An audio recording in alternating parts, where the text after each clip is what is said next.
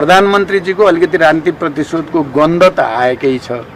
क्या बात है सर, क्या बात है सर, क्या बात है, ये बात है। र अख्तियारले पनि कहीँ न कहीँ एउटा प्रश्न, गम्भीर प्रश्न जन्माएको छ। त्यो के भने पहिला अख्तियारले नै प्रधानमन्त्रीको बारेमा, कुनै पनि प्रधानमन्त्री र क्याबिनेटको डिसिजनको बारेमा अख्तियारको नीतिगत निर्णयको विषय चाहिँ अख्तियारको क्षेत्राधिकार भन्दा बाहिरको कुरा भएको हुनाले ललिता निवास प्रकरणका सन्दर्भमा बाबुराम भट्टराई र माधव नेपालजीको बारेमा जे प्रश्न उठेको थियो, अख्तियारले यो हाम्रो क्षेत्राधिकारभित्र पर्दैन, जे गर्नु छ क्याबिनेट नै गरोस् भनेर चिठी लेखेको मैले आफैले हेरेको छु त्यो चिठी।